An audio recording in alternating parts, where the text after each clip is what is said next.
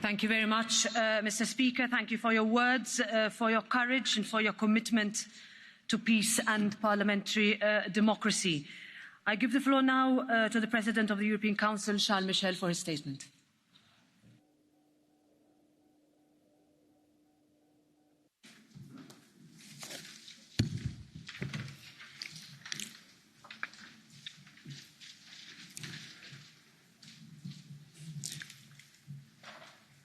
Madame la Présidente du Parlement européen, Madame la Présidente de la Commission européenne, Monsieur le Haut représentant, Mesdames et Messieurs les parlementaires,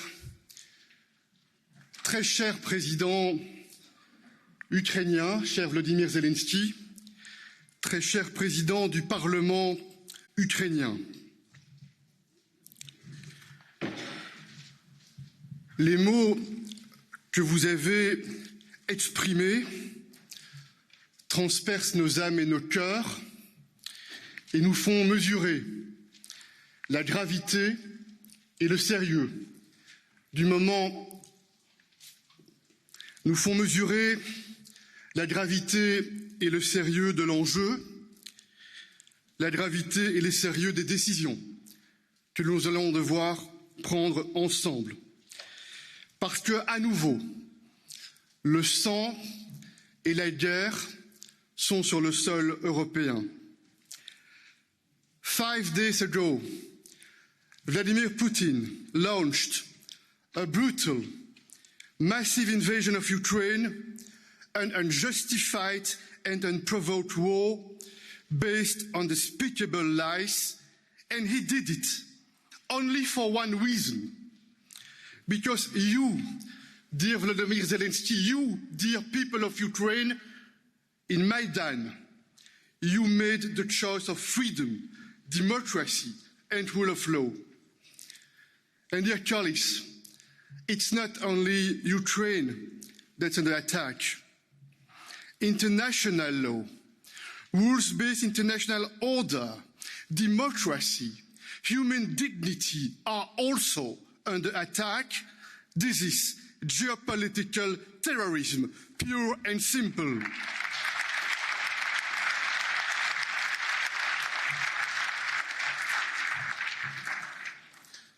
We must support Ukraine, and we are supporting Ukraine. We must protect peace, we must protect democracy and international law. And ladies and gentlemen, our transatlantic alliance is strong, united, perfectly coordinated, and we are also working closely with the members of the G7 and with the United Nations. And more countries are engaging in an anti-war coalition along with people from around the world with one common message. Russia, stop the war, go home, let's talk.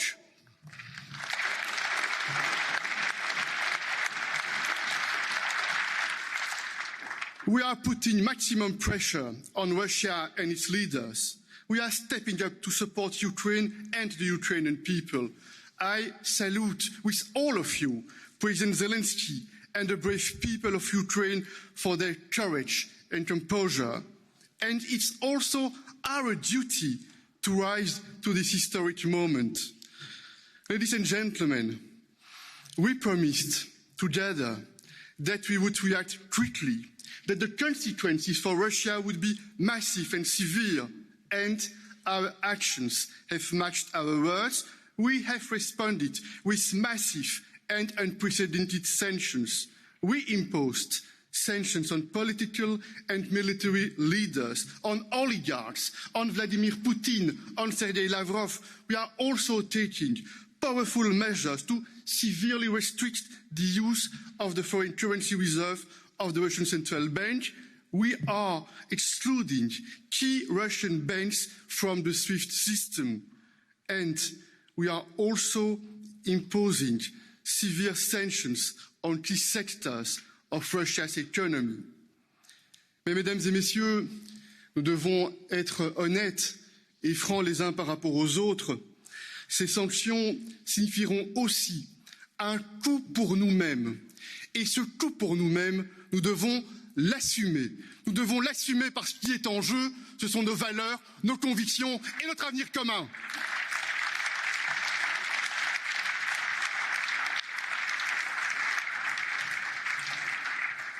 Alors, chers collègues, bien sûr, supporter l'Ukraine, c'est mobiliser des moyens financiers, nous le faisons, nous allons continuer à le faire et nous appelons à une conférence internationale de donateurs. C'est bien sûr être engagé spécialement avec nos États membres aux frontières directes qui vont être confrontés, et le sont déjà, à des personnes qui fuient la guerre et cherchent un refuge, un havre de sécurité. Ce sera l'honneur et la dignité de l'Europe de montrer notre solidarité vis-à-vis des Ukrainiens et vis-à-vis de l'ensemble de ceux qui sont mobilisés pour assumer cette responsabilité. Mais bien entendu, la solidarité, elle va aussi se manifester à travers des moyens militaires, défensifs, qui sont et qui vont être délivrés. Et c'est ainsi que ce samedi matin, en parfaite coordination avec le haut représentant, nous avons décidé d'activer la facilité paix avec le soutien des États membres pour soutenir ces moyens militaires défensifs qui sont tellement nécessaires pour soutenir les efforts de résistance du peuple ukrainien. Mesdames et messieurs, le président Zelensky, il y a quelques instants, nous a regardé dans les yeux, il nous a ouvert son cœur et a évoqué cette annonce qui nous a été adressée de manière maintenant officielle, la demande de reconnaissance par l'Union européenne du statut de candidat de l'Ukraine. Il va nous appartenir, à nous, Européens, d'être aussi à la hauteur du moment. Et bien sûr, nous savons que ce sujet est un sujet difficile parce qu'il touche à l'élargissement, et nous savons qu'il y a au sein de l'Union européenne des opinions différentes et qui peuvent parfois être nuancées sur ce sujet-là. Il appartiendra à la Commission européenne d'émettre un avis au départ duquel le Conseil n'échappera pas à ses responsabilités. Le Conseil devra analyser sérieusement la demande symbolique, politique, forte et je le crois légitime qui a été exprimée, et il conviendra alors de donner l'orientation et de faire le choix qui sera le choix juste, avec sang-froid, avec détermination, face à cette requête qui est exprimée aujourd'hui, les yeux dans les yeux, et avec une émotion qui nous touche chacune et chacun. Mesdames et messieurs, je voudrais clôturer ces quelques mots en vous indiquant que, certainement, lorsque cette guerre a été déclenchée, Vladimir Poutine a imaginé qu'il briserait l'unité européenne et il s'est trompé. Probablement, il a pensé qu'il ferait face à l'inaction, à la passivité, à la recherche des excuses pour ne pas décider, et il s'est trompé. Lorsqu'il a lancé cette action, probablement il a imaginé qu'en quelques instants, il prendrait la maîtrise de l'Ukraine. Il s'est trompé parce que le peuple ukrainien, avec bravoure et courage, résiste. Probablement il a imaginé qu'en portant cette attaque, il porterait aussi un coup sévère, peut-être même un coup fatal à ce que nous incarnons, la démocratie, la liberté, l'état de droit. Faisons en sorte que là aussi, il se trompe. Et en étant devant vous aujourd'hui, je pense à ces mots en 1961, et je veux le citer, du général de Gaulle qui disait « Tout recul a pour effet de surexciter l'agresseur, de le pousser à redoubler sa pression et finalement facilite son assaut. Au total, les puissances occidentales n'ont pas de meilleur moyen de servir la paix du monde que rester droit et ferme. Droit et ferme. C'est exactement la posture du président Volodymyr Zelensky. C'est aussi la posture qui nous appartient à nous d'adopter, être droit et ferme et voir dans le visage, dans les yeux, dans la voix de Volodymyr Zelensky, la voix, le visage et la lumière de la liberté, de l'espoir, de la sécurité, de la stabilité et des valeurs européennes. Je vous remercie.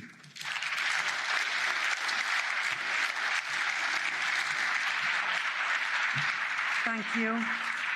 Thank you very much, President Michel. I now give the floor to the High Representative of the Union for Foreign Affairs and Security Policy, Josep BORRELL, for his statement.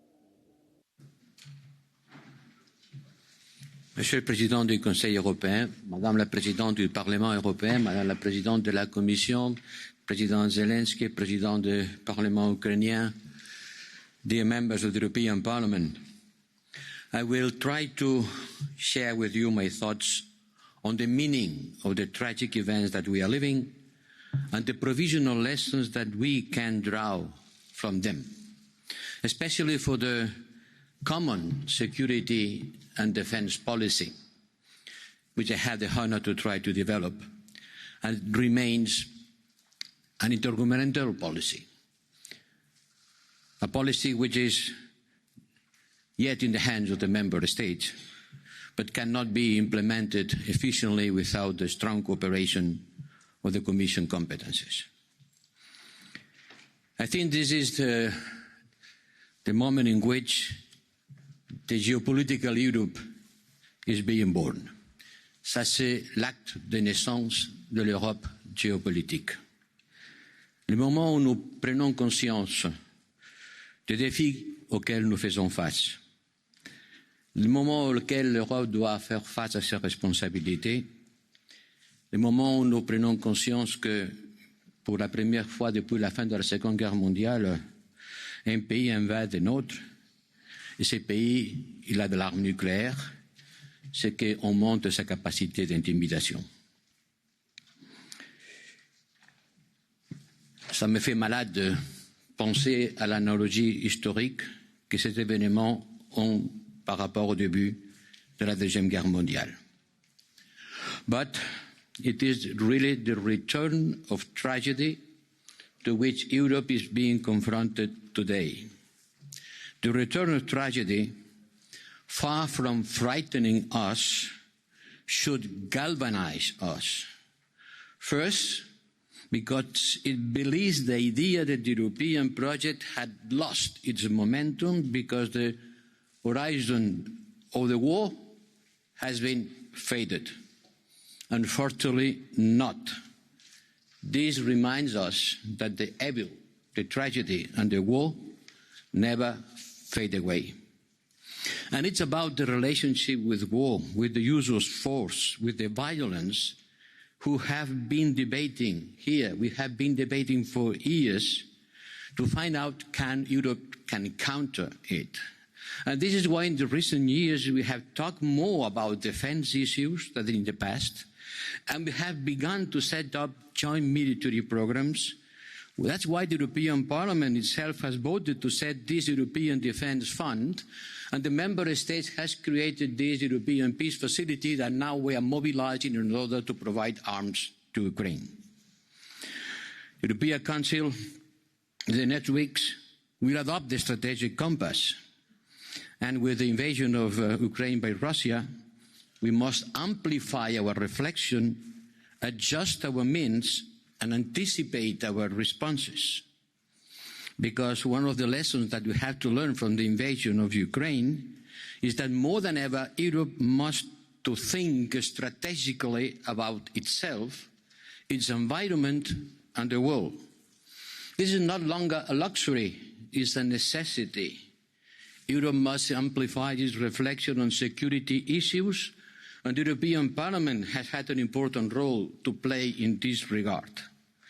We think we need to think about the instrument of coercion, retaliation and counterattack in the face of reckless adversaries, because all we need to understand is that to make peace we need to be two, but to make war is enough to be one. This is exactly what Mr. Putin is telling us.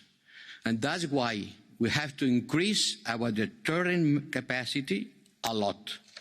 We need to increase our deterrence capacity in order to prevent war. And it's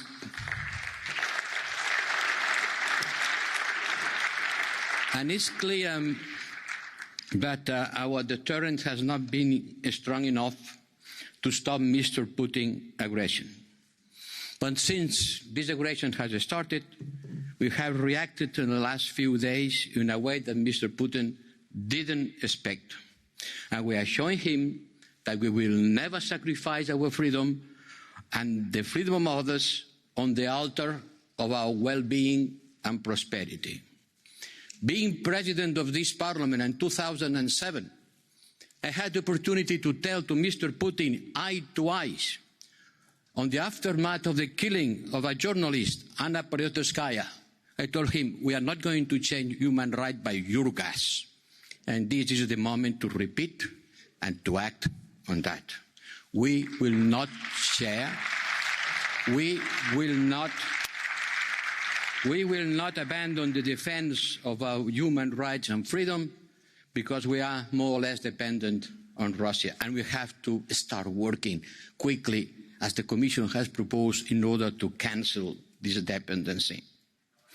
Last Saturday, after having held another Foreign Affairs Council and attending the debate of the European Union Council, I was talking with you, President Michel, and you told me, are we doing everything we can?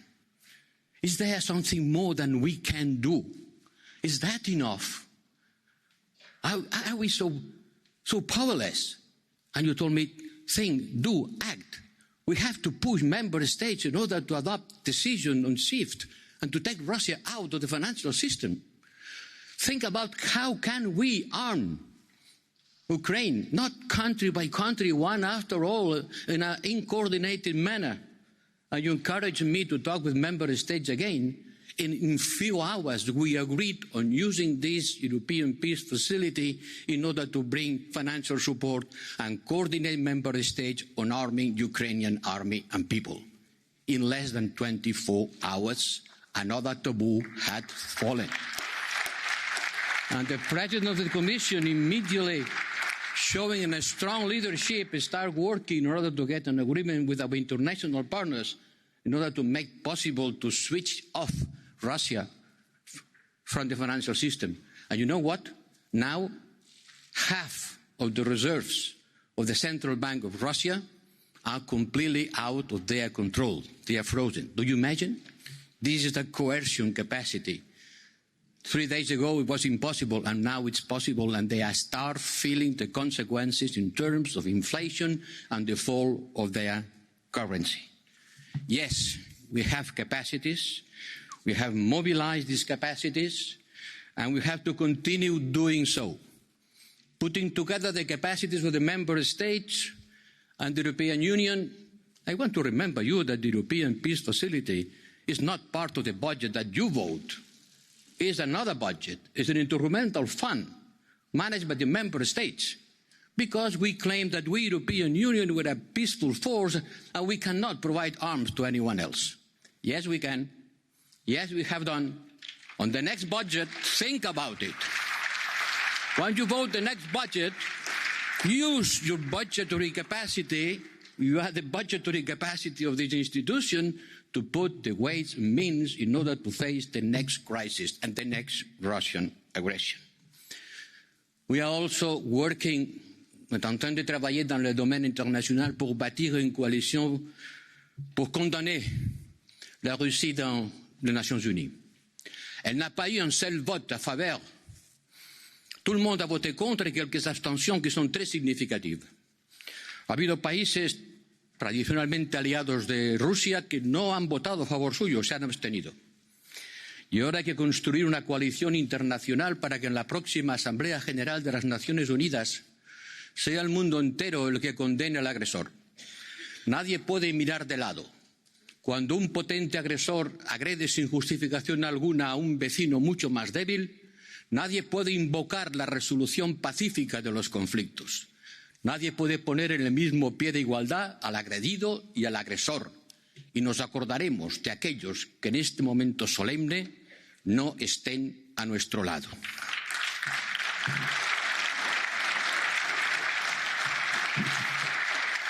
Sí, hemos utilizado nuestra capacidad coercitiva, la capacidad de imponer, no necesariamente utilizando las armas.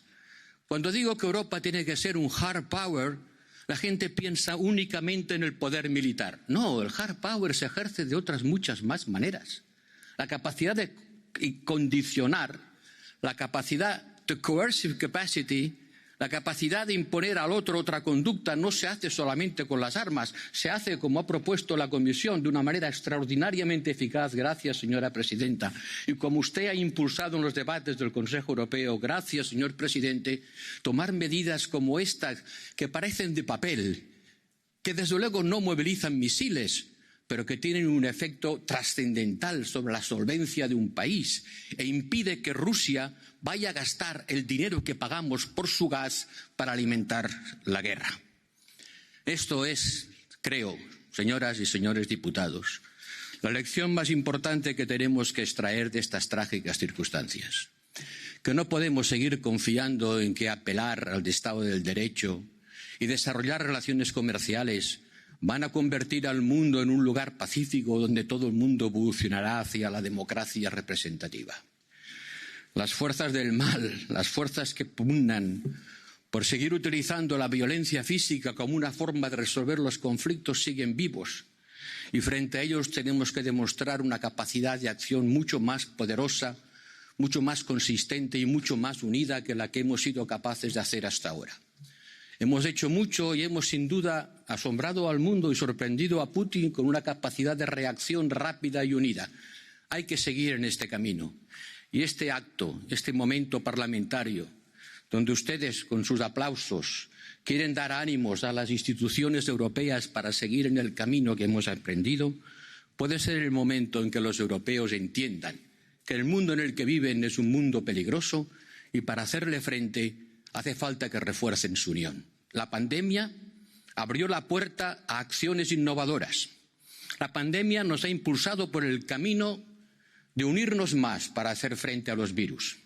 Este momento trágico debe impulsarnos a unirnos más para hacer frente a aquellas acciones humanas que amenazan también la vida, la seguridad y la prosperidad de todos. Muchas gracias.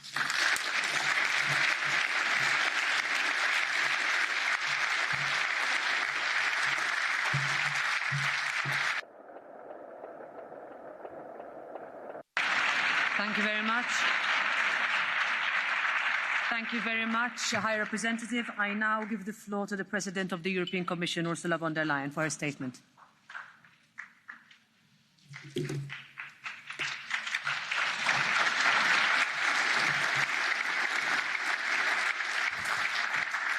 Madam President of the European Parliament, Mr. President of the Council, High Representative, Mr. President of the Ukraine, dear Volodymyr, Mr. Speaker of the Ukrainian Parliament, my honourable members, war has returned to Europe.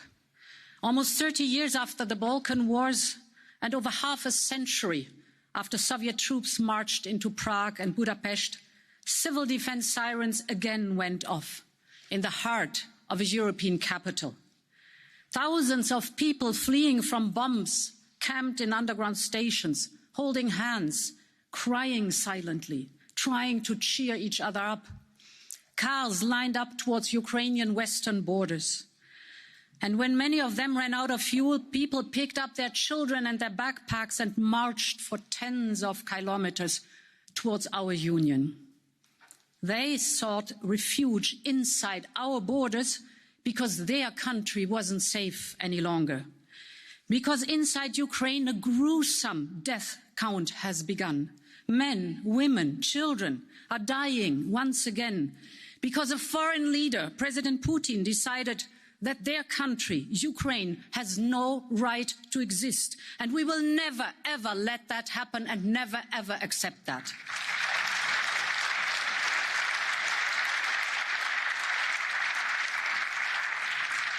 Honourable members, this is a moment of truth for Europe. And let me quote the editorial of one Ukrainian newspaper, the Kyiv Independent, published just hours before the invasion began, and I quote, "This is not just about Ukraine. It's a clash of two worlds, two polar set of values." End of quote. They are so right. This is a clash between the rule of law and the rule of the gun, between democracies and autocracies, between a rules-based order and a world of naked aggression. How we respond today to what Russia is doing will determine the future of the international system. The destiny of Ukraine is at stake, but our own fate also lies in the balance. We must show the power that lies in our democracies. We must show the power of people that choose their independent path freely and democratically. This is our show of force. And today, a union of almost 500 million people has mobilized for Ukraine. The people of Europe are demonstrating in front of Russian embassies all across our union. Many of them have opened their homes to Ukrainians fleeing from Putin's bombs. And let me thank especially Poland, Romania, Slovakia and Hungary for welcoming these women, men and children. Europe will be there for them, not only in the first days, but also in the weeks and months to come. That must be our promise altogether.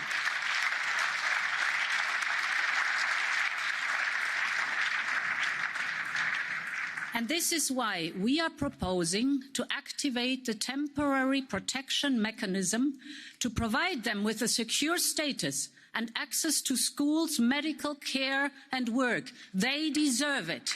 We need to do that now. And we know this is only the beginning. More Ukrainians will need our protection and solidarity. We are and we will be there for them.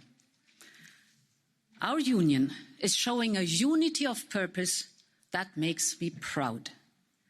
At the speed of light, the European Union has adopted 3 waves of heavy sanctions against Russia's financial system, its high-tech industries and its corrupt elite. And this is the largest sanctions package in our union's history. We do not take these measures lightly, but we feel we had to act. These sanctions will take a heavy toll on the Russian economy and on the Kremlin. We are disconnecting key Russian banks from the SWIFT network. We also banned the transaction of Russia's central bank, the single most important financial institution in Russia, and this paralyzes billions of foreign reserves, turning off the tap on Russia's and Putin's war. We have to end this financing of his war. And second, we target important sectors of the Russian economy. We are making it impossible for Russia to upgrade its oil refineries, to repair and modernize its air fleet, and to access many important technologies it needs to build a prosperous future. We've closed our skies to Russian aircraft, including the private jets of oligarchs.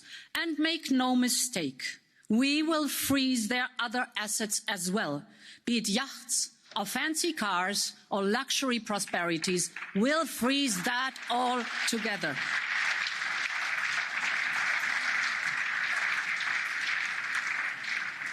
And thirdly, in another unprecedented step, we're suspending the licenses of the Kremlin's propaganda machine.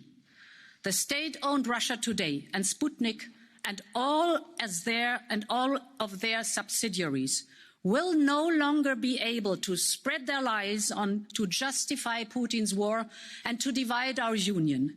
And these are unprecedented actions by the European Union and our partners in response of an unprecedented aggression by Russia.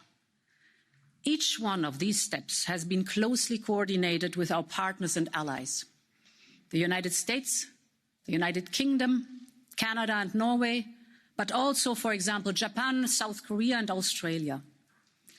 All of these days you see that more than 30 countries representing well over half of the world's economy have also announced sanctions and export controls on Russia. And if Putin was seeking to divide the European Union, to weaken NATO and to break the international community, he has achieved exactly the opposite. We are more united than ever, and we will stand up in this war. That is for clear that we will overcome and we will prevail. We are united and we stay united.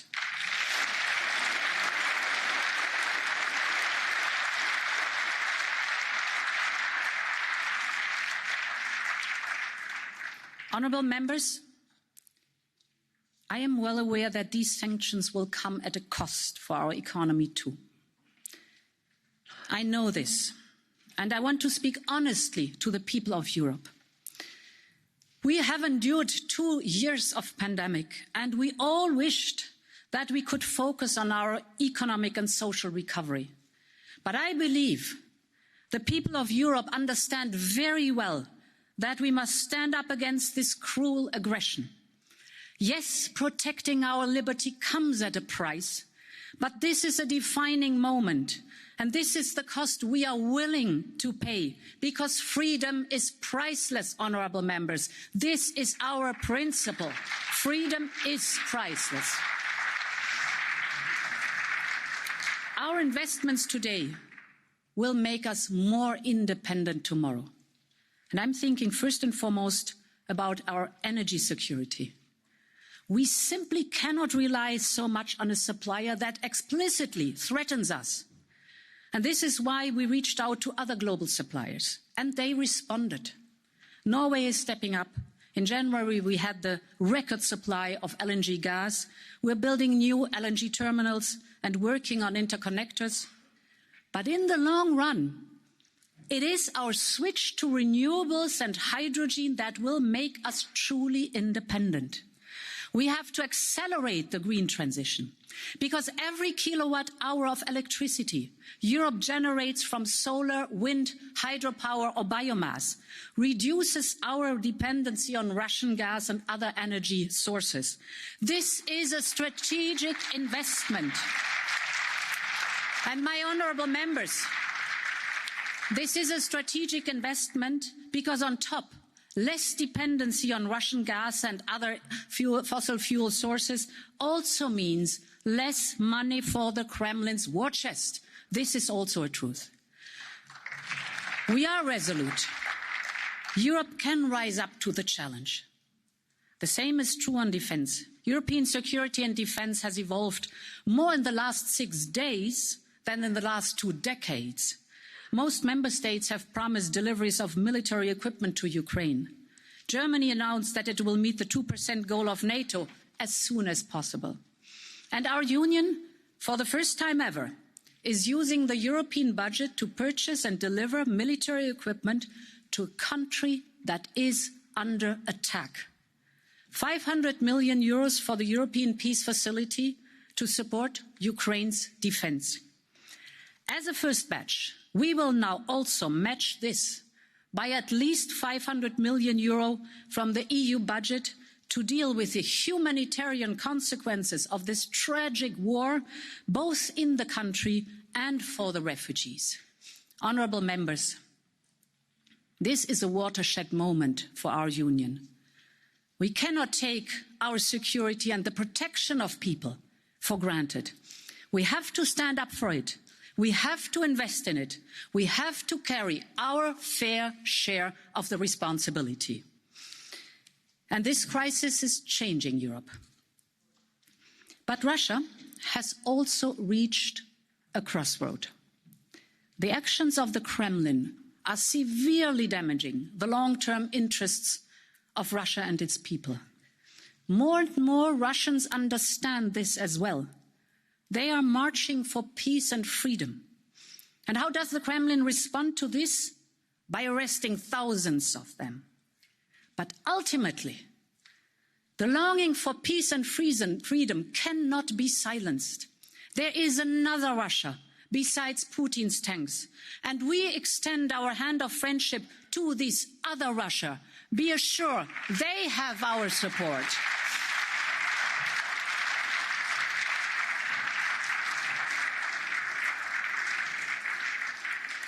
Honourable members, in these days, independent Ukraine is facing its darkest hour. At the same time, the Ukrainian people are holding up the torch of freedom for all of us. They are showing immense courage. They are defending their lives. But they are also fighting for universal values, and they are willing to die for them. President Zelensky and the Ukrainian people are a true inspiration. And when we last spoke, he told me again about his people's dream to join our union. Today, the European Union and Ukraine are already closer than ever before. There is still a long path ahead. We have to end this war, and we should talk about the next steps. But I am sure nobody in this hemicycle can doubt that a people that stands up so bravely for our European values belongs in our European family. And therefore, honourable members, I say, long live Europe and long live a free and independent Ukraine. Me z vami, slava Ukrainie.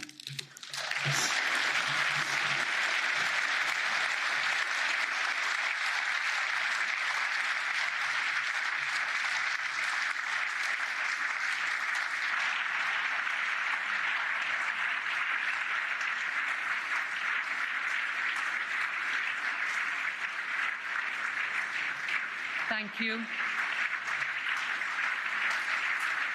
Thank you very much. Thank you very much, President von der Leyen.